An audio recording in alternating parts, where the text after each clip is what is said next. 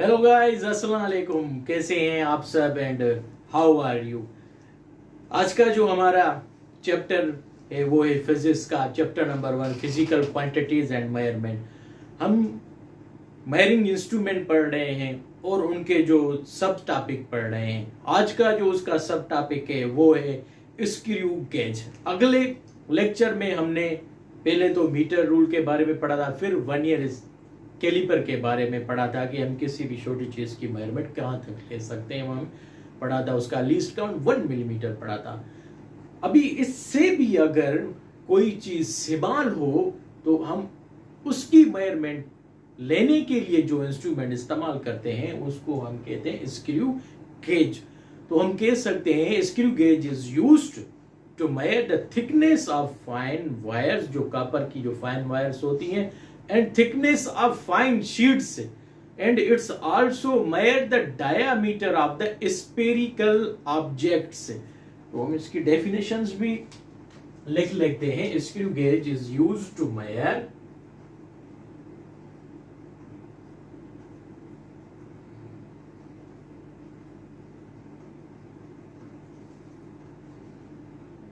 thickness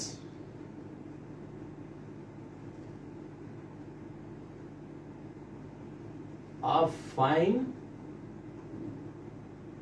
sheets and thickness of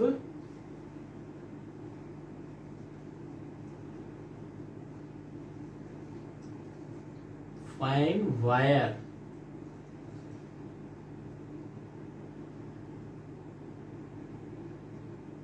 also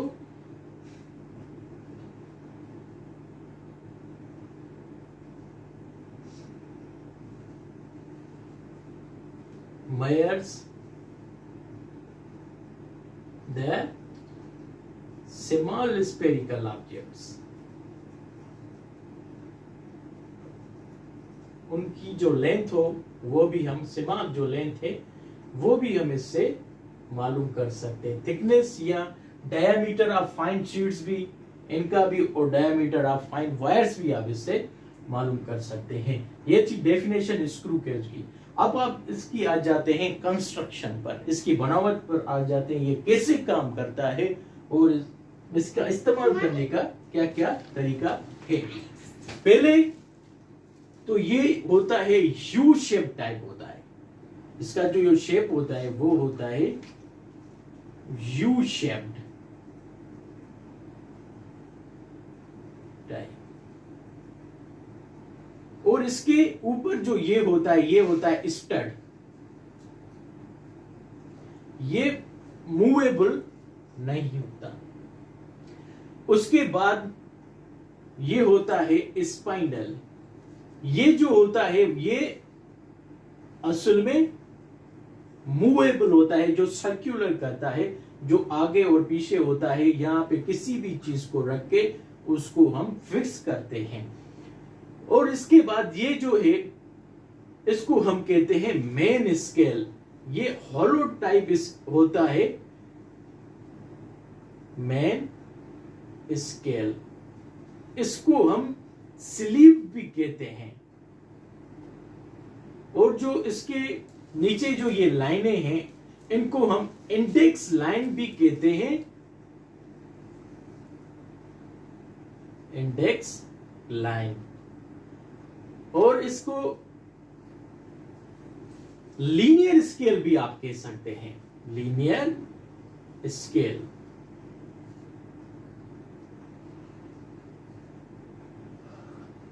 इसके बाद आ जाता है इसका सर्कुलर स्केल। वहां पे था वर्नियर स्केल।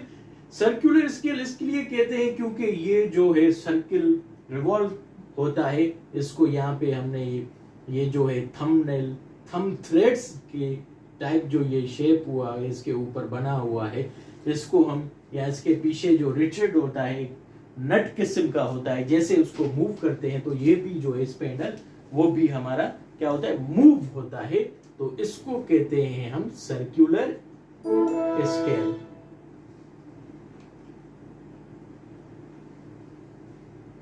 और इसको आप कहते हैं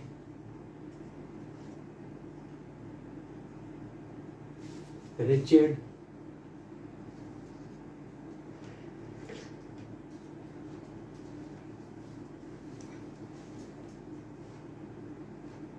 threads.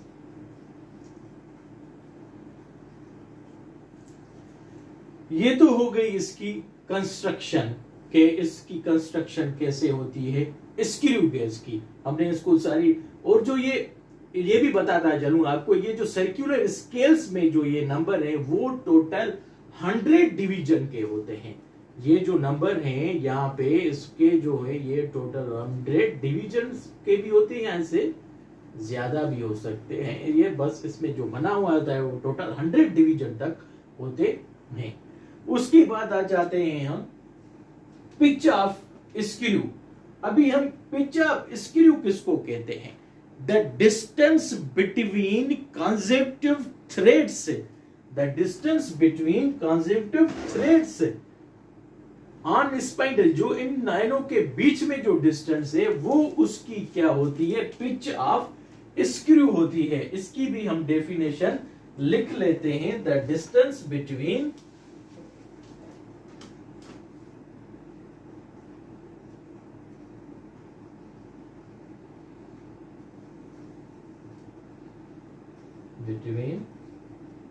consecutive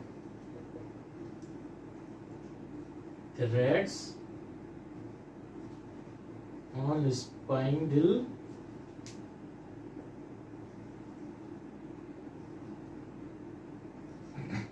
is called pitch of screw। अब इसी डेफिनेशन से तो आपको इसका समझ में आ गया होगा कि पिच ऑफ स्क्रू हम किसको कहते हैं। उसके बाद हम आ जाते हैं इसके लीस्ट काउंट पे।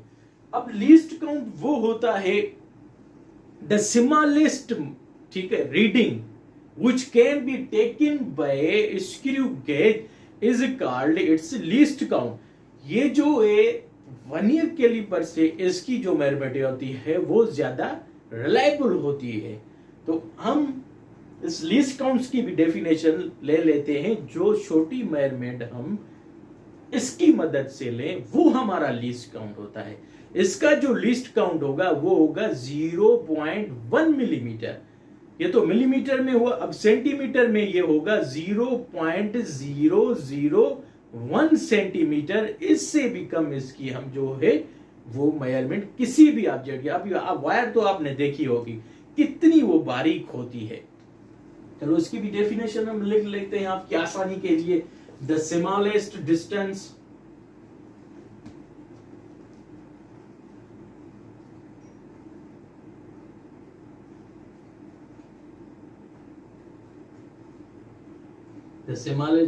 या रीडिंग की भी लिख सकते हैं आप, which can be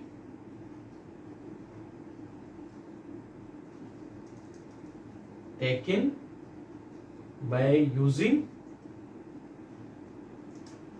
a screw gauge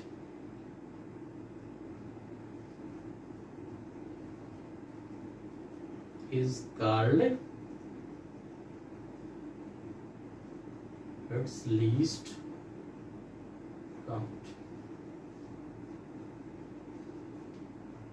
least count आप इसका कह सकते हैं 0.1, जो सेंटीमीटर्स में होगा वो होगा 0.001 centimetre.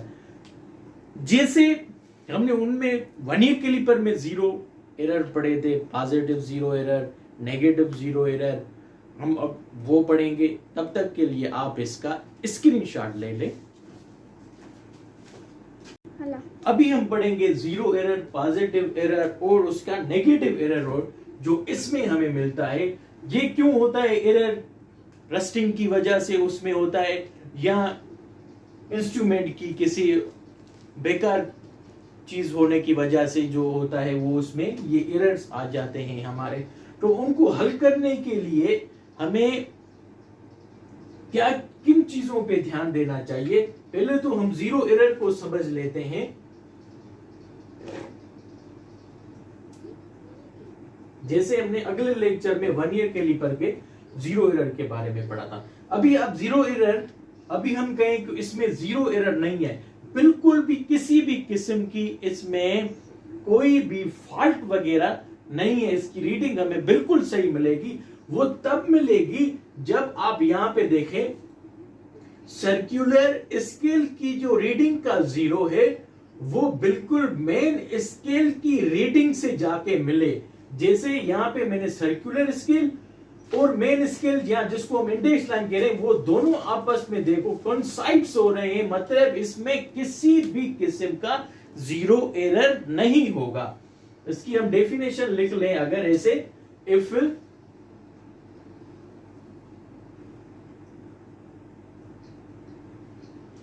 the zero of circular scale coincides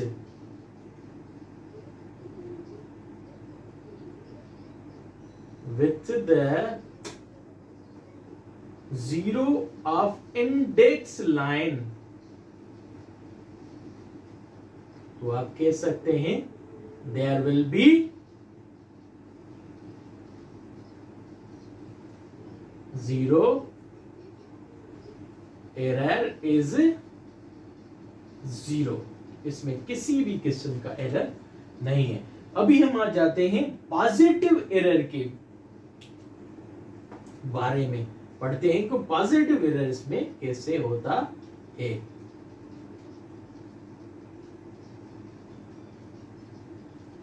जब भी पॉजिटिव एरर आ जाए तो हमें क्या करना होता है, जो इसकी हमें एक्चुअल रीडिंग मिल जाएगी उसमें से हमें एक कदम पीछे जाना है, माना उसका नेगेटिव करना है पॉजिटिव एरर में।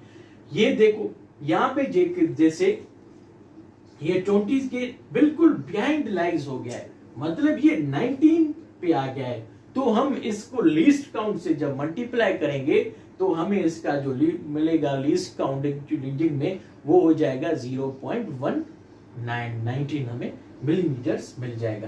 देख रहे हैं आप, ये बिल्कुल पीछे लाइन बिहाइंड कर गया। इसकी हम डेफिनेशन अगर लिखें, इफ द, यहां पे आप देख सकते हैं बिल्कुल ये 20 यहां पे सर्कुलर स्केल की रीडिंग है और ये जो जीरो है इसके बिल्कुल पीछे बिहाइंड कर गया है, वो बिल्कुल 20 के करीब नहीं है। If the zero of circular scale lies behind the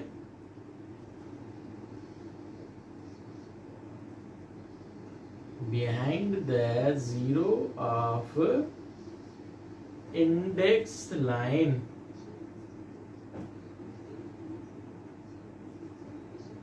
then zero error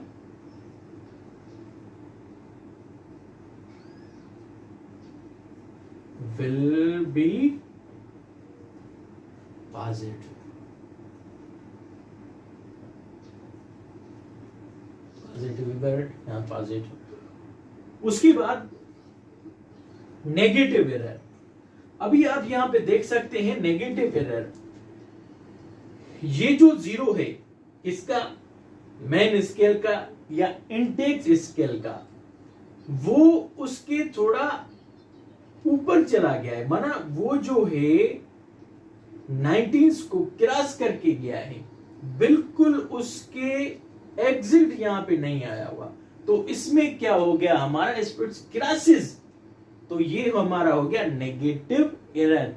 तो जब भी हमारा नेगेटिव एरर आएगा हम अपनी एक्चुअल रीडिंग में से उसमें एक अदर उसमें प्लस कर देंगे ताकि हमारी जो रीडिंग है वो हमें सही तरह से मिल जाए। इसकी हम डेफिनेशन लिख लेते हैं जीरो नेगेटिव एरर की, negative error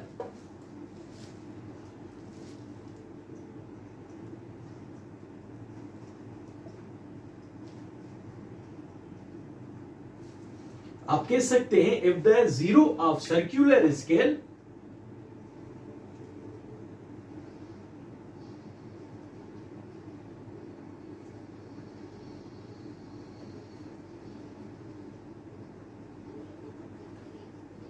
crosses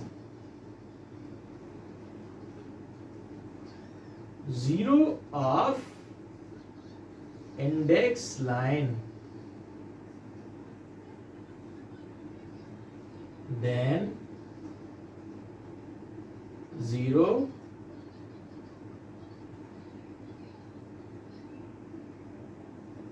error will be negative.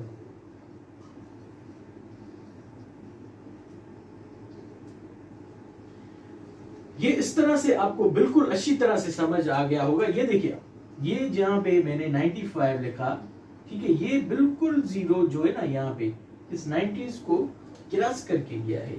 यहाँ पे आप देख रहे हैं ये बिल्कुल, यहाँ पे हमने बोला था ना कोई जीरो एरर, बिल्कुल ये सर्कुलर स्केल के जीरो और मेन स्केल या इंडेक्स लाइन के जीरो बिल्कुल आपस में इसे कनेक्ट है, तो इसमें कंसाइड से कोई भी जीरो एरर नहीं है।